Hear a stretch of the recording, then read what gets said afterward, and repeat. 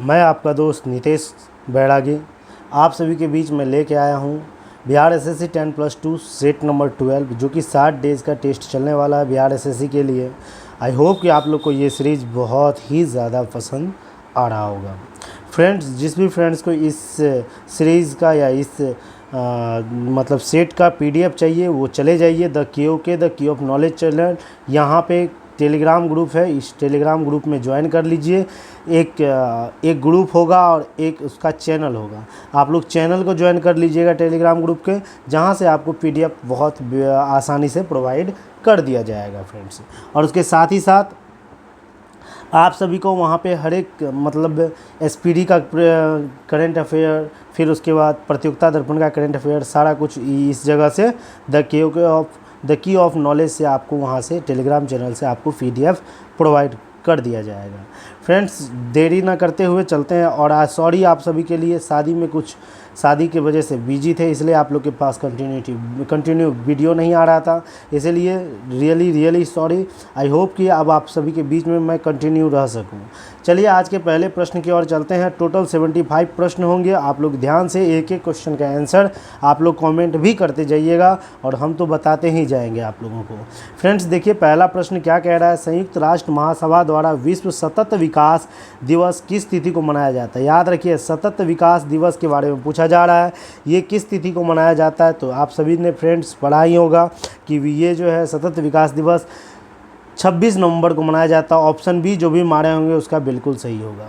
अब बात करते हैं संयुक्त राष्ट्रीय महासभा। इसका गठन तो आप लोगों को पता ही है क्या है। 24 अक्टूबर 1945 ईस्वी को इसका स्थापना किया गया था फ्रेंड्स। और इसमें संस्थापक सदस्य टोटल उस समय थे 51। और अभी होके कितना हो गया? पहले कितने थे इसमें सदस्य? 51 थे। और अभी वर्तमान में अगर पूछा जाएगा तो वर्तमान में टोटल सदस्यों की संख्या कितनी हो गई है? 193 हो गई है। और 100 लास्ट वाला 193वां देश जो होगा वो हो जाएगा दक्षिणी सूडान, मतलब दक्षिणी सूडान, साउथ सूडान। याद रखिएगा, ये आप इतना चीज़ आप लोगों को याद रहना चाहिए। और इसके हेड क्वार्टर के बारे में भी आप लोगों को पता होना चाहिए। इसका हेड क्वार्टर कहाँ है? ये हेड क्वार्टर है न्यूयॉर्क फ्रेंड्स। इतना चीज़ आप लोग को संयुक्त राष्ट्र महासभा के बारे में याद रहना चाहिए। चलिए नेक्स्ट प्रश्न की ओर चलते हैं। नेक्स्ट प्रश्न क्या है? टाइम बहुत कम है और आप लोग इसका आंसर ज़रूर दीजिए। आई होप कि आप लोग के लिए एक जो नया सेशन 10 क्वेश्चन का नया सेशन जो लाएंगे उसमें आई होप कि सारा का सारा जितना भी होगा टॉपिक बाय टॉपिक क्लियर होगा। एक क्वेश्चन आई होप कि हम तो ऐसा सोच रहे हैं कि एक टॉपिक पे बस एक ही टॉपिक पे वीडियो लाए, टॉपिक बाय टॉपिक, और वो भी 10 मिनट से ज़्यादा हो और एक ही टॉपिक पे, और जो कि वो टॉपिक पूरा का पूरा क्लियर हो जाए आपका।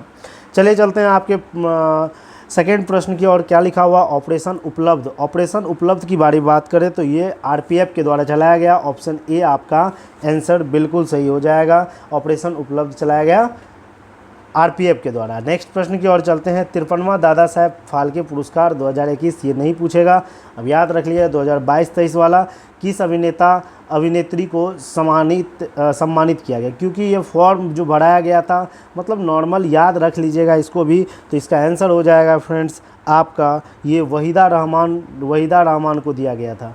चलिए नेक्स्ट प्रश्न की ओर चलते हैं। क्या लिखा हुआ नेक्स्ट प्रश्न? हाल ही में भारत के हरित क्रांति के जनक एमएस स्वामीनाथन का निधन हो गया। उन्हें किस वर्ष विश्व खाद्य पुरस्कार से सम्मानित किया गया? तो एमएस स्वामीनाथन को किस वर्ष खाद्य पुरस्कार से सम्मानित किया गया था? इसका आंसर हो जाएगा 1987, ऑप्शन सी हो जाएगा। नेक्स्ट प्रश्न की ओर, और आप लोग को पता होना चाहिए ये एमएस स्वामीनाथन का पूरा नाम तो याद रखिएगा। पूरा नाम क्या है? मोन कोम्ब पूछ दिया जाएगा, आजकल पूरा पूछ रहा है कि इसका पूरा नाम क्या है। इसका एमएस स्वामीनाथन, एम फॉर मोन कोम्ब, उसके बाद एस फॉर संबासी, याद रखिएगा संबा शिवन, और एक स्वामीनाथन लास्ट में लगाएंगे स्वामीनाथन। ये तो आप लोग को पता ही होगा इसका पूरा नाम। और आप लोग सुन लीजिए इसके बारे में थोड़ा सा, इसके बारे में ये सुनिए। इसका जन्म जो हुआ था वो हुआ था कुंभकोणम तमिलनाडु में। जन्म अगर पूछा जाएगा इसका तो क्या कहिएगा? कुंभकोणम। कहाँ पे? कुंभकोणम। आप लोग कॉपी में भी नोट करते जाइए, ये पूछा जा रहा है कि इसका जन्म कहाँ हुआ था। कुंभकोणम जो कि कहाँ है? तमिलनाडु में है।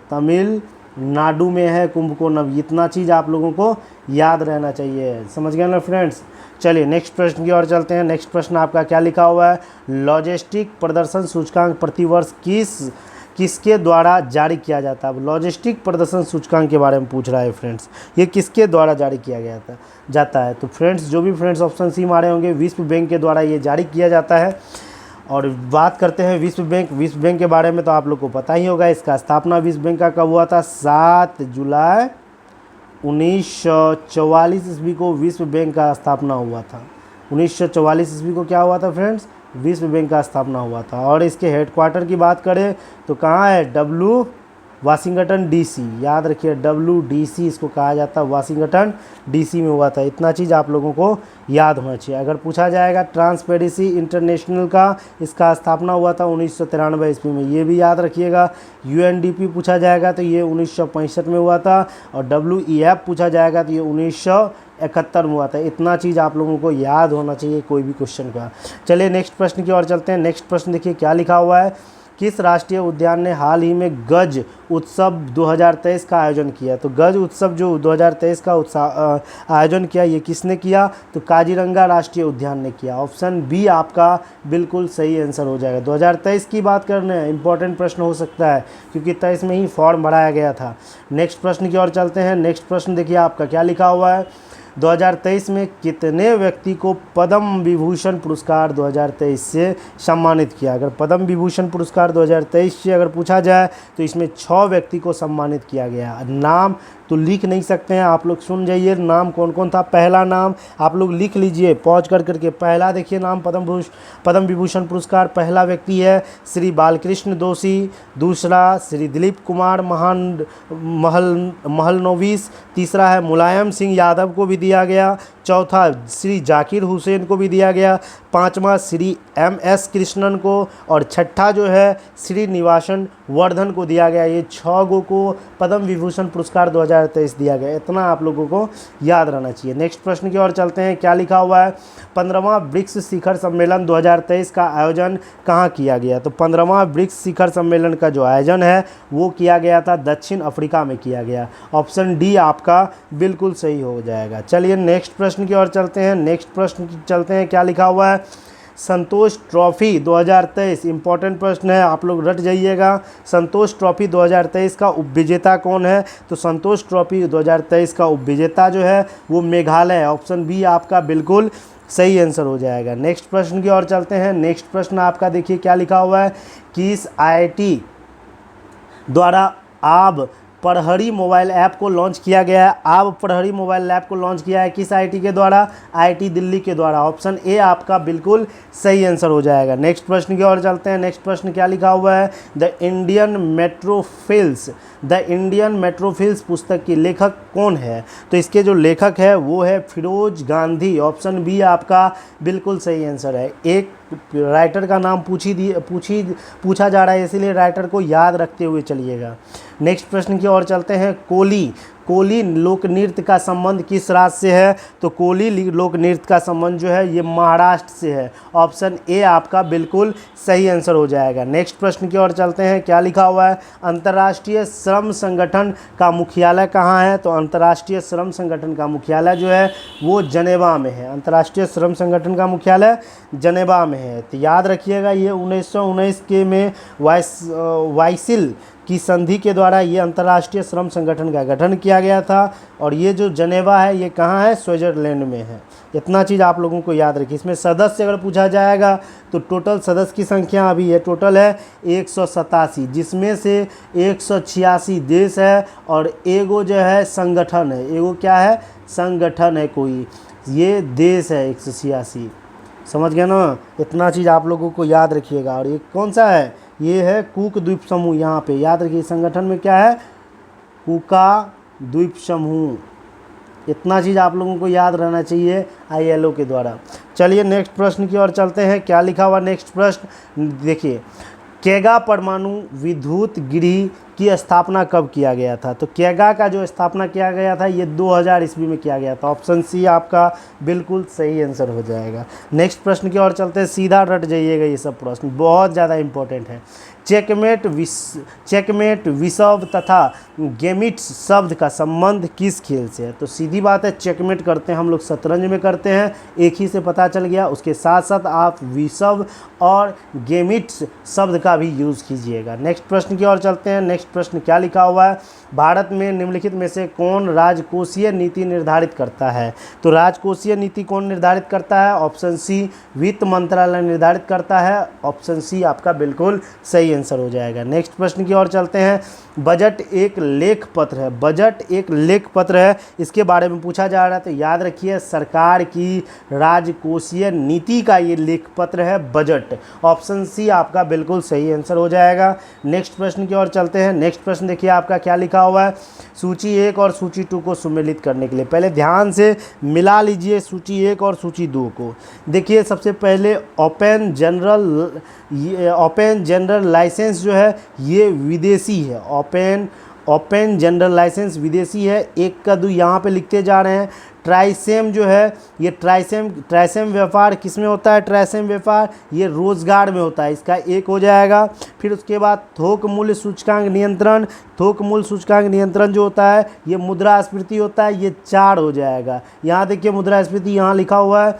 और ये नकदी रिजर्व अनुपात जो होता है ये ऋण होता है। तो आपका आंसर हो जाएगा 2 1 4 3, 2 1 4 3। ऑप्शन ए आपका बिल्कुल सही आंसर हो जाएगा। नेक्स्ट प्रश्न की ओर चलते हैं। इकोनॉमिक्स से था, बहुत अच्छा क्वेश्चन था। भारत में पहली पंचवर्षीय योजना का आधार था, तो पहली पंचवर्षीय की योजना का आधार सबको याद रहना चाहिए, हेरोड मॉडल पे आधारित था। हेरोड मॉडल पे आधारित था। इतना चीज़ आप लोगों को याद रहना चाहिए पंचवर्षीय योजना के बारे में। चलिए नेक्स्ट प्रश्न की ओर चलते हैं। और दूसरा पूछा जाएगा तो महालनोबिस मॉडल पे, ये दूसरा पंचवर्षीय योजना था। समझ गए ना? इतना चीज़ आप लोगों को याद रहना चाहिए। नेक्स्ट प्रश्न की ओर चलते हैं। निम्नलिखित घटनाओं का पर ध्यान दें। अब गरीबी हटाओ पूछा जा रहा है, तो ये 5वीं पंचवर्षीय योजना 1971 के तहत आम चुनाव में इंदिरा गांधी ने दिया था, गरीबी हटाओ। अब बैंकों का राष्ट्रीयकरण अगर पूछा जाएगा तो 1959 ईस्वी में बैंकों का राष्ट्रीयकरण किया गया था। फिर अगर पूछा जाएगा हरित क्रांति, तो ये याद रखिए 1968 में हरित क्रांति। अब कह रहा है कि कालानुक्रम व्यवस्थित कीजिए, तो व्यवस्थित करने के लिए कह रहा है, तो क्या हो जाएगा? पहला हो जाएगा 2, फिर उसके बाद हो जाएगा 3, उसके बाद जाके 1 होगा। 2 3 1, 2 3 1, 2 3 1। सॉरी ये 89 है। बैंकों का राष्ट्रीयकरण 59 भी हुआ था, 69 और 3 2 1 मतलब इसके बाद वाला शायद 71 वाला ये कह रहा है। 3 2 1 हो जाएगा ये नॉर्मल। तो ये याद रखिएगा 3 2 1 ऑप्शन बी आपका बिल्कुल सही आंसर हो जाएगा। नेक्स्ट प्रश्न की ओर चलते हैं। नेक्स्ट प्रश्न देखिए आपका क्या लिखा हुआ है? निम्नलिखित में से किसका परिस्थितिकी संतुलन से संबंधित नहीं है, ये पूछा जा रहा है। याद रखिएगा परिस्थितिकी संतुलन से संबंधित नहीं है। जल प्रबंधन तो है, वन रोपण भी है और उद्योग प्रबंधन, यही ऑप्शन सी आपका बिल्कुल गलत हो जाएगा। और वन्यजीव ये भी है। तो मतलब याद रखिएगा परिस्थितिकी संतुलन में औद्योगिक प्रबंधन नहीं आता है। नेक्स्ट प्रश्न की ओर चलते हैं। क्या लिखा हुआ? अगर उनमें विद्रोहियों में, वही कह रहा है उनमें मतलब विद्रोहियों में से एक भी योग्य नेता निकला होता तो हम सदा के लिए हार जाते हैं। 1857 के क्रांति के संबंध में उपरोक्त टिप्पणी किसने दिया था? ये टिप्पणी की बात आई तो याद रखिएगा ये टिप्पणी दिया था जॉन लॉरेंस ने। बोला था कि अगर उस विद्रोहियों में से एक भी योग्य नेता होता तो हम सदा के लिए हार जाते। बी ऑप्शन आपका बिल्कुल सही आंसर हो जाएगा। नेक्स्ट प्रश्न देखिए क्या लिखा हुआ? भारत में न्यायिक सेवा का जनक किसे माना जाता है? सबको पता है। न्यायिक सेवा का पूछा जाएगा तो वारेन हेस्टिंग को माना जाता है न्यायिक सेवा को, और पुलिस वाला कर्नवालिस को माना जाता है। ऑप्शन ए आपका बिल्कुल सही आंसर हो जाएगा। वारेन हेस्टिंग बहुत ज़्यादा मायने रखता है। इसका कार्यकाल को याद रखिएगा 1774 से 85 के बीच तक रहा था। कहाँ से तक रहा था? 85 तक रहा था। समझ गए ना? चलिए नेक्स्ट प्रश्न की ओर चलते हैं। क्या लिखा होगा नेक्स्ट प्रश्न? निम्नलिखित में से किसने पटना सिटी में पीर अली के नेतृत्व में हुए विद्रोह को दबाया था। तो पटना सिटी के में जो पीर अली के नेतृत्व में जो विद्रोह हुआ था उसको दबाने का काम किसने किया था? तो याद रखिएगा वो कमिश्नर टेलर ने किया था। जब 1857 में पीर अली के नेतृत्व में जो विद्रोह हुआ था उसको कमिश्नर टेलर ने दबाया था। ऑप्शन डी आपका बिल्कुल सही हो जाएगा। नेक्स्ट प्रश्न की ओर चलते हैं। क्या लिखा हुआ है? भारतीय राष्ट्रीय कांग्रेस का 37वां अधिवेशन जो गया में हुआ था उस अधिवेशन का अध्यक्षता निम्नलिखित में से किसने की थी? तो अध्यक्ष की बात करते हैं तो उसका अधिवेशन का अध्यक्षता जो है वो देशबंधु चित्तरंजन दास, जिसे हम प्यार से CR दास भी कहते हैं, तो याद रखिए इसी ने किया था। ऑप्शन सी आपका बिल्कुल सही आंसर हो जाएगा। नेक्स्ट देखिए क्या लिखा हुआ है? निम्नलिखित घटनाओं को कालानुक्रम द्वारा कीजिए और नीचे दी गई कूटनीति का सहायता से कीजिए। अब देखिए मोपला विद्रोह की बात करते हैं तो मोपला विद्रोह 1921 में हुआ था। मोपला विद्रोह याद रखिएगा। जलियांवाला बाग हत्याकांड 1919 में हुआ था। चोरी चौरा घटना 1922 में हुआ था। और प्रथम विश्व युद्ध की समाप्ति अगर पूछा जाएगा तो ये भी याद रखिएगा 1919 में ये भी हुआ था। 1919 में प्रथम विश्व युद्ध की समाप्ति भी हुआ था। अब इस कन्फ्यूजन ये हो जाता है तो हम लोग जलियांवाला बाग हत्याकांड 13 अप्रैल में हुआ था ये तो पता है, कन्फ्यूजन दो गो में हो रहा। प्रथम विश्व युद्ध का जो समाप्ति हुआ था ये भी याद रखिएगा 28 जून को हुआ था। कब हुआ था? 28 जून को हुआ था, ये भी याद रखिए 28 जून को। अब इसके कालानुक्रम के अनुसार आप लोग सजा दीजिए तो आपका आंसर हो जाएगा 4 2 1 3। 4 2 1 3 किसका? ऑप्शन सी आपका बिल्कुल सही आंसर हो जाएगा। नेक्स्ट प्रश्न की ओर चलते हैं। क्या लिखा हुआ है? बिहार के किस जिले में असहयोग आंदोलन के दौरान झंडा कांड हुआ था? असहयोग आंदोलन के दौरान बिहार के, बहुत ज़्यादा इंपॉर्टेंट क्वेश्चन है, बिहार के किस जिले में असहयोग आंदोलन के दौरान झंडा कांड हुआ था? तो आप लोग कमेंट कीजिए। तो याद रखिए ये भागलपुर में हुआ था। ऑप्शन सी आपका बिल्कुल सही आंसर हो जाएगा। नेक्स्ट प्रश्न की ओर चलते हैं। क्या लिखा हुआ है? अकबर द्वारा किए गए कार्यों का सही क्रम कालानुक्रम कौन कौन सी है? देखिए यहाँ पे तीर्थ यात्रा, एगो चीज़ सीधा आंसर इसका देखिए, उसके बाद क्रम आपको बताते हैं। ऑप्शन सी देखिए आपका बिल्कुल सही आंसर हो जाएगा। दास प्रथा का जो अंत किया था अकबर, ये किया था 1562 ईस्वी में दास प्रथा का अंत। फिर उसके बाद तीर्थ यात्रा कर की अगर समाप्ति करते हैं तो ये 1563 ईस्वी में तीर्थ यात्रा कर को समाप्त किया था।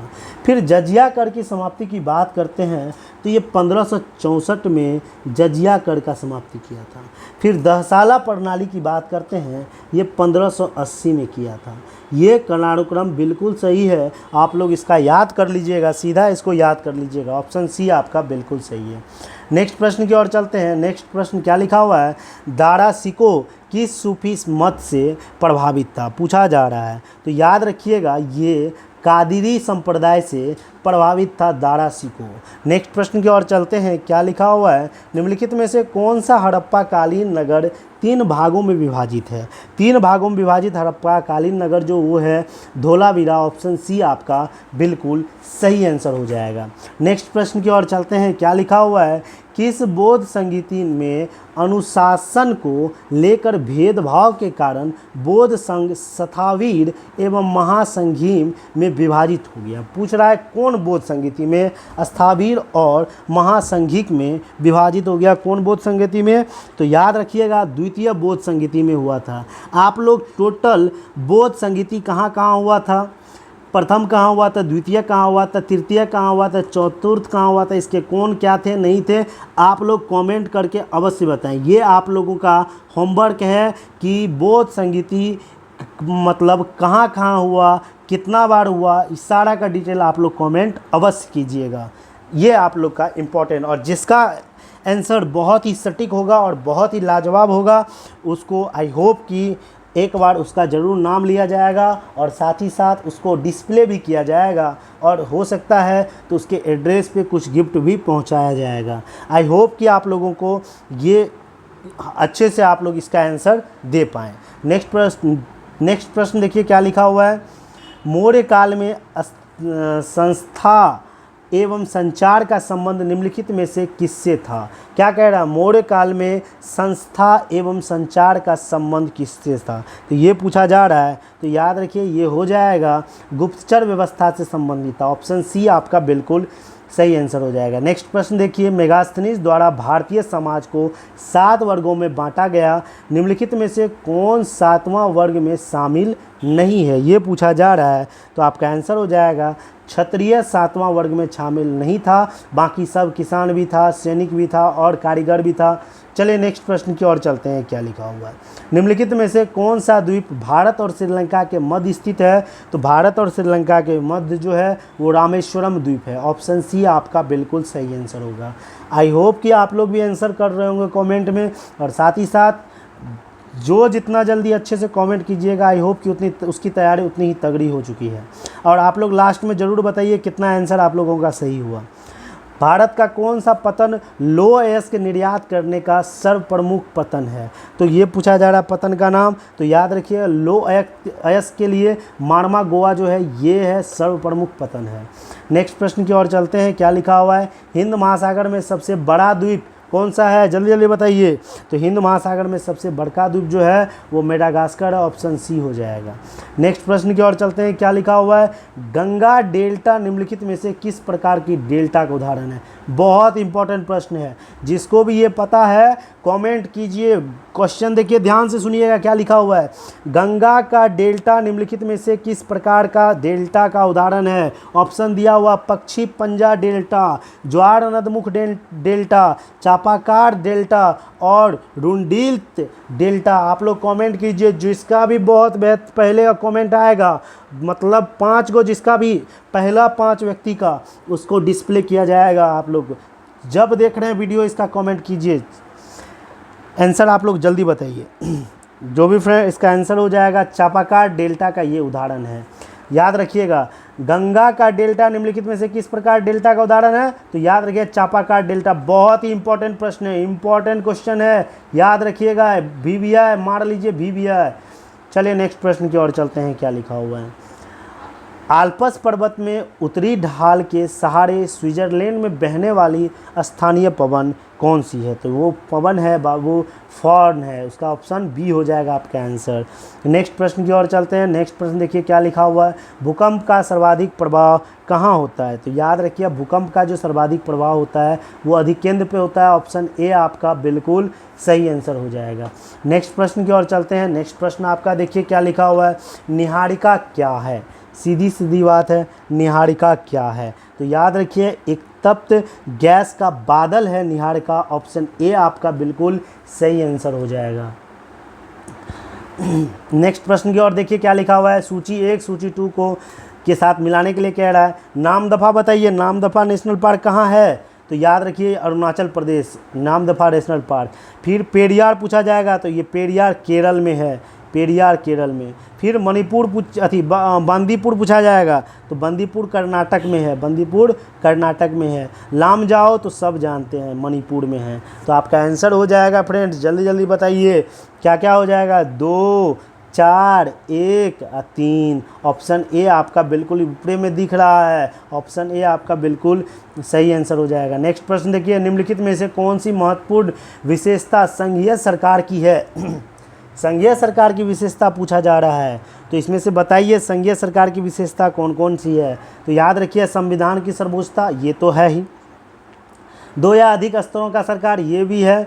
स्वतंत्र न्यायपालिका, ये भी है। आपातकालीन प्रबंधन, ये बिल्कुल संघीय सरकार की नहीं है। तो याद रखिए ये तीनों हो जाएगा, 1, 2, 3। ऑप्शन आपका सी आपका बिल्कुल सही आंसर हो जाएगा। नेक्स्ट प्रश्न की ओर चलते हैं। नेक्स्ट प्रश्न देखिए आपका क्या लिखा हुआ है? प्राण एवं दैहिक स्वतंत्रता के अधिकार का वर्णन संविधान के किस अनुच्छेद में है? जल्दी जल्दी फटाक आंसर कीजिए। तो आंसर हो जाएगा ऑप्शन सी, अनुच्छेद 21 में है। चलिए नेक्स्ट प्रश्न की ओर चलते हैं, क्या लिखा हुआ? किस राज्य के लोक सेवा आयोग के कार्यों को निम्नलिखित में से किस एक के अनुमोदन से संघ लोक सेवा आयोग को सौंपा जा सकता है? तो आप जल्दी जल्दी बताइए इसका आंसर। लोक सेवा आयोग के बारे में पूछा जा रहा है, तो याद रखिए भारत के राष्ट्रपति के सहयोग से ये अनुमोदन से संघ लोक सेवा आयोग को सौंपा जा सकता है। नेक्स्ट प्रश्न की ओर चलते हैं, क्या लिखा हुआ है, निम्नलिखित में से नीति निर्देशक तत्व के बारे में क्या असत्य है। आप लोग कमेंट कीजिए फटाक फटाक। इसका आंसर हो जाएगा फ्रेंड्स ऑप्शन डी, ये असत्य है, बाकी सभी के सभी सत्य है। असत्य पूछा जा रहा है, क्या संविधान में भाग 4 में नीति निर्देशक तत्वों का वर्णन, बिल्कुल सही है। आयरलैंड के संविधान में नीति निर्देशक तत्वों का प्रेरणा ली गई है, बिल्कुल सही है। नीति निर्देशक तत्व न्यायालय में परिवर्तनीय नहीं है, बिल्कुल ये भी सही है। नेक्स्ट प्रश्न की ओर चलते हैं, क्या लिखा हो, वर्तमान में राज्यसभा में कितने सदस्य केंद्र शासित प्रदेशों में से चुनकर आते हैं, बताइए। राज्यसभा में जो है कितने सदस्य केंद्र शासित प्रदेश चुन के आते हैं, तो जो भी फ्रेंड्स ऑप्शन बी मारेंगे उसका बिल्कुल सही होगा। बहुत VVI प्रश्न है, फिर से सुनिए ध्यान से, बहुत इंपॉर्टेंट प्रश्न है। वर्तमान में राज्यसभा के कितने सदस्य केंद्र शासित प्रदेश से चुनकर आते हैं, तो 8 गो सदस्य चुन के आते हैं। इंपॉर्टेंट अगर लगे तो कमेंट प्यारा सा कर दीजिए और कुछ नहीं। नेक्स्ट प्रश्न की ओर चलते हैं, क्या लिखा हुआ है, बिहार में लोकसभा के लिए आवंटित सीटों में से कितना अनुसूचित जनजातियों के लिए आरक्षित है, जल्दी से बताइए। बिहार वाला है, बहुत ज़्यादा VVI इंपॉर्टेंट है, जल्दी से बताइए इसका आंसर क्या हो जाएगा। तो ऑप्शन बी आपका बिल्कुल सही आंसर होगा, 6 गो अनुसूचित जातियों के लिए आरक्षित रहता है।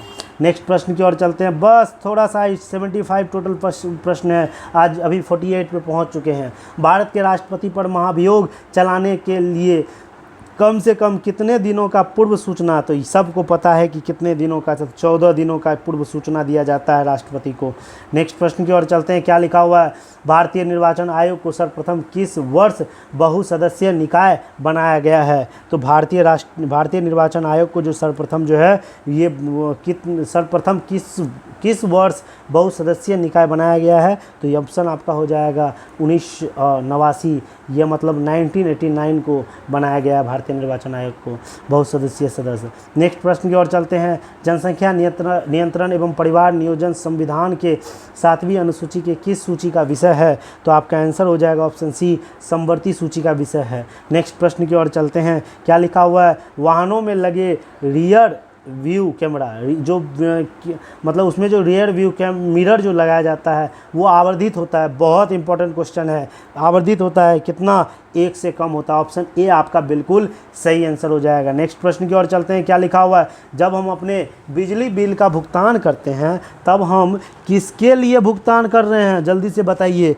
जब बिजली बिल का भुगतान करते हैं हम किसके लिए भुगतान कर रहे हैं, तो याद रखिएगा उपयोग हुए ऊर्जा के लिए हम भुगतान करते हैं, ऑप्शन डी आपका बिल्कुल सही आंसर हो जाएगा। नेक्स्ट प्रश्न देखिए, बहुत ही बढ़िया प्रश्न है, एक परिपथ में प्रभावी इफेक्टिव प्रतिरोधों को बढ़ाने के लिए प्रतिरोध को जोड़ा जाता है, श्रृंखला क्रम में या समांतर क्रम में, जल्दी से बताइए। तो याद रखिएगा वो श्रृंखला क्रम में मतलब सीरीज में जोड़ा जाता है, ऑप्शन ए आपका बिल्कुल सही आंसर होगा, ज़्यादा प्रतिरोध के लिए। नेक्स्ट प्रश्न की ओर चलते हैं। नेक्स्ट प्रश्न देखिए आपका क्या लिखा हुआ है, एक लड़की झूले पर बैठे स्थिति में झूला झूल रही है, उस लड़की के खड़े हो जाने, बहुत इंपॉर्टेंट प्रश्न, बहुत सारे एग्जाम में पूछा गया है, जाने पर दोलन का आवर्तकाल कितना होगा, क्या होगा दोलन का आवर्तकाल, तो कम जाएगा। जैसे ही खड़ा होगा तो आवर्तकाल, ये मान लीजिए कोई झूला है, इस पर कोई लड़की झूल रही है ऐसे करके, तो झूला पे झूल रही है, यहाँ पे लड़की बैठी हुई है, तो एकाएक खड़ा हो जाएगी तो इसकी लंबाई बढ़ जाएगी, तो इसका दोलनकाल क्या होगा, घट जाएगा। याद रखिएगा इसको चीज़ को। चलिए नेक्स्ट प्रश्न की ओर चलते हैं, क्या लिखा हुआ है, रॉकेट गति के किस नियम पर कार्य करता है, रॉकेट पूछा जा रहा है किस नियम पे कार्य करता है, तो याद रखिए न्यूटन के तृतीय नियम पे काम करता है। चलिए ऑप्शन सी आपका बिल्कुल सही आंसर हो जाएगा। नेक्स्ट प्रश्न देखिए क्या लिखा हुआ है, जब 1 जूल का कार्य 1 सेकंड में किया जाता है तो उसको उसी को कहते हैं 1 वाट कहते हैं, ऑप्शन बी आपका बिल्कुल सही आंसर हो जाएगा। बहुत जल्द आप लोगों के लिए वन लाइनर हम लेके आ रहे हैं, बहुत जल्द, बहुत अच्छे, और बिहार एसएससी के लिए तो वो बहुत ज़्यादा इंपॉर्टेंट होगा। हम सोच रहे हैं महेश वर्णवाल का बुक का वन लाइनर आप लोगों के बीच में लेके आऊँ और उसको समझाते हुए लेके चलूँ, बहुत जल्द आप लोगों के बीच लेके आता हूँ। नेक्स्ट प्रश्न की ओर चलते हैं, और जिस भाइयों को एनसीईआरटी पढ़ना है इस चैनल से अवश्य जुड़ जाइए, एनसीईआरटी का भी यहाँ पे रीडिंग होगा और आप आई होप कि आप लोग को यहाँ से सुविधा मिलेगी बहुत ज़्यादा। नेक्स्ट प्रश्न की देखिए क्या लिखा हुआ है, 1 हर्ट्ज होता है, 1 हर्ट्ज किसके बराबर होता है ये पूछा जा रहा है। तो याद रखिएगा प्रति मिनट 60 कंपन के बराबर। बहुत इंपॉर्टेंट है, अंदर से खखोड़ के दिया है, इसीलिए याद रखिएगा 1 हर्ट्ज बराबर प्रति मिनट 60 कंपन। ऑप्शन डी आपका बिल्कुल सही आंसर हो जाएगा। नेक्स्ट देखिए, निम्नलिखित में से कौन सा एक एंटीबायोटिक नहीं है ये पूछा जा रहा है। तो आपका आंसर हो जाएगा इसमें से सब एंटीबायोटिक है, और ऑप्शन डी आपका बिल्कुल सही आंसर हो जाएगा, सारा का सारा एंटीबायोटिक है। नेक्स्ट प्रश्न की ओर चलते हैं, क्या लिखा हुआ है, मायोग्लोबिन में कौन सा धातु होता है। तो मायोग्लोबिन में पूछा जा रहा है कौन सा धातु, तो लोहा धातु होता है। ऑप्शन डी आपका बिल्कुल, मायोग्लोबिन में धातु कौन सा, लोहा होता है। नेक्स्ट प्रश्न की ओर चलते हैं, क्या लिखा हुआ है, निम्नलिखित में से सही सुमेलित कीजिए। देखिए उत्पादक हिरण करता है, ठीक है, सुमेलित का सही वाला, उत्पादक हिरण बिल्कुल नहीं, प्राथमिक उपभोक्ता तेल दुआ बिल्कुल नहीं, गौण उपभोक्ता घास बिल्कुल नहीं, अपघटन बैक्टीरिया बिल्कुल सही है। ऑप्शन डी आपका बिल्कुल सही। पर्यावरण और पारिस्थितिकी से ये प्रश्न है, फूड चेन वाला में से, इसीलिए इंपॉर्टेंट है, बहुत ज़्यादा इंपॉर्टेंट है, लगा लीजिएगा आप लोग स्टार पॉइंट, लिख लीजिएगा बार बार। चलिए नेक्स्ट प्रश्न की ओर चलते हैं, मनुष्य में एम्फ्लाटॉक्सिन खाद विषाक्तन द्वारा सामान्यतः कौन सा अंग प्रभावित करता है। तो ये कह रहा है कि ये कौन सा खाद विषाक्तन द्वारा प्रभावित करता है। तो आपका आंसर हो जाएगा ये यकृत करता है। ऑप्शन बी आपका बिल्कुल सही, थोड़ा सा यूनिक है, आप लोग कॉपी में लिख सकते हैं इसको। नेक्स्ट प्रश्न की ओर चलते हैं, क्या लिखा हुआ है, शुष्क स्थानों मतलब मरुस्थल बर्फीलों में उगने वाला पौधा जो होता है वो क्या कहलाता है, जो पौधा उगता है उसको क्या कहते हैं। तो उसको तो हम लोग जीरोफाइट कहते हैं, याद रखिएगा, मरुस्थलों में और बर्फीलो एरिया में भी, तो याद रखिए उसको जीरोफाइट कहा जाता है। चलिए नेक्स्ट प्रश्न की ओर चलते हैं, आप लोग भी आंसर करते जाइए, हेलोफाइट क्या होता है, हाइड्रोफाइट क्या होता है, सेक्टुलेट क्या है। जितना आप लोग आंसर को लिखिएगा उतना बेहतर होगा, आप लोग लिखिएगा उतना याद रहेगा। टाइफाइड तथा कालरा उदाहरण है, किसका उदाहरण है, टाइफाइड तथा कालरा। तो याद रखिए जलजन्य रोग होता है, ये सब जल से होने वाला रोग होता है, जलजन्य रोग होता है टाइफाइड और कालरा। नेक्स्ट प्रश्न की ओर चलते हैं, क्या लिखा हुआ है, मानव आंखें किस तरंगदैर्घ्य को प्रकाश में सबसे सहूलियत अनुभव कराता है, मानव आंख जो है। तो आपका आंसर हो जाएगा वो हो जाएगा 5500 अंगस्टम। ए डिग्री का मतलब अंगस्टम होता है। ये क्या करता है, आँखों को अच्छा सा क्या कहते हैं, सहूलियत अनुभव करवाता है प्रकाश का। चलिए नेक्स्ट प्रश्न की ओर चलते हैं, क्या लिखा हुआ है, बहुत नज़दीक आ रहे हैं हम लोग, 10 को क्वेश्चन और है, ध्यान से रहिएगा आप लोग। सौर ऊर्जा एटीपी में बदलता है। तो याद रखिए सौर ऊर्जा जो एटीपी में बदलता है वो कहाँ बदलता है, याद रखिए क्लोरोप्लास्ट में बदलता है, याद रखिएगा सौर ऊर्जा जो है एटीपी में बदलता है क्लोरोप्लास्ट में, पौधा में। चलिए नेक्स्ट प्रश्न की ओर चलते हैं, क्या लिखा हुआ, निम्नलिखित में से किस हार्मोन में आयोडीन मिली होती है। तो आयोडीन पूछा जा रहा है, तो याद रखिए थायरोक्सिन में क्या होता है, आयोडीन मिली होती है। ऑप्शन ए आपका बिल्कुल सही आंसर हो जाएगा। नेक्स्ट देखिए क्या लिखा हुआ है, पौधों में पानी पहुंचाया जाता है। तो पौधों में जो पानी पहुंचाया जाता है वो जाइलम के द्वारा पहुंचाया जाता है। ऑप्शन ए आपका बिल्कुल सही आंसर हो जाएगा। नेक्स्ट प्रश्न देखिए क्या लिखा, निम्नलिखित में से सबसे मीठी चीनी है, सबसे मीठी चीनी जो है ये फ्रुक्टोज है। ऑप्शन ए आपका बिल्कुल सही आंसर हो जाएगा। नेक्स्ट प्रश्न की ओर चलते हैं, क्या लिखा हुआ है, सूची 1 सूची 2 से सुमेलित कीजिए और सूचियों के नीचे दी गई कूटभाषा। आप देखिए शून्य द्रव्यमान पूछा जा रहा है, सुमेलित कीजिए। देखिए बहुत ईजी है, कुछ ज़्यादा नहीं है, बहुत ईजी है, आप लोग ध्यान से सुमेलित कर सकते हैं।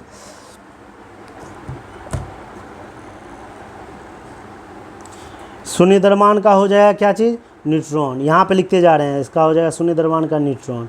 आंशिक आवेग का क्या हो जाएगा, क्वार्क हो जाएगा। फिर उसके बाद आंशिक प्रचक्रण का क्या हो जाएगा, तो यह पॉजिट्रॉन हो जाएगा। फिर उसके बाद कह रहा पूर्ण प्रचक्रण का क्या हो जाएगा, फ्रियोन हो जाएगा। तो आपका आंसर हो जाएगा 2 3 1 4, 2 3 1 4। ऑप्शन ए आपका बिल्कुल सही आंसर, ऊपरे में दिल था, ये आपका बिल्कुल सही आंसर हो जाएगा। नेक्स्ट प्रश्न की ओर चलते हैं, क्या लिखा हुआ है, बस थोड़ा सा ही आप लोग 5 गो प्रश्न और बचा है।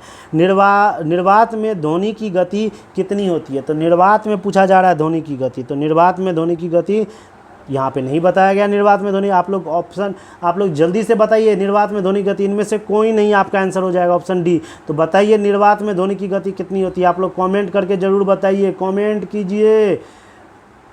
चलिए नेक्स्ट प्रश्न की ओर चलते हैं। नेक्स्ट प्रश्न देखिए क्या लिखा हुआ है। नेक्स्ट प्रश्न, निम्नलिखित में से कौन सा मूल तत्व है, मूल तत्व के बारे में पूछ रहा है। तो याद रखिएगा ये मूल तत्व जो है इसमें से हीरा है मूल तत्व, और बाकी कोई नहीं है मूल तत्व, याद रखिए इतना चीज़।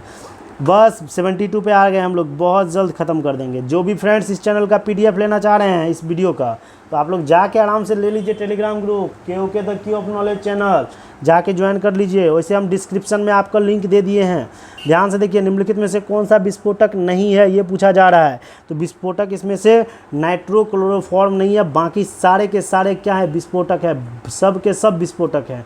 नेक्स्ट प्रश्न की ओर चलते हैं। क्या लिखा हुआ है, फायर अलार्म में निम्नलिखित में से बहुत ज़्यादा इंपॉर्टेंट प्रश्न, जिसको भी याद हो वो कमेंट कीजिए और जिसको नहीं याद हो उस साइड में लिख लीजिए। बहुत ज़्यादा इंपॉर्टेंट प्रश्न है।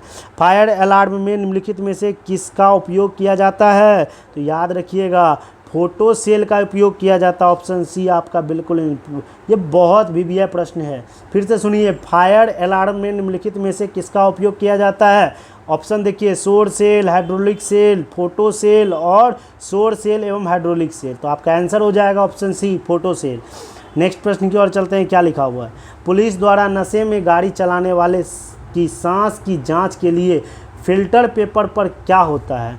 तो याद रखिए, ये भी इम्पोर्टेंट है। जब कोई नशा में रहता है, मुंह, पुलिस वालों को मुंह में पाइप देता है ना जी, तो पाइप जो वो देता है तो वो कह रहा है कि उसमें क्या चीज़ रहता है जांच के लिए, तो कौन सी चीज़ रहता है? जल्दी जल्दी आप लोग कमेंट कीजिए। तो याद रखिए, उसमें रहता है पोटेशियम डाइक्रोमेट और सल्फ्यूरिक अम्ल होता है, जो कि वो जैसे ही आप फूकिएगा तो इसको क्या करेगा, थोड़ा सा उसमें रहता है, उसमें पता चल जाता है कि हाँ ये दारू पीले हैं।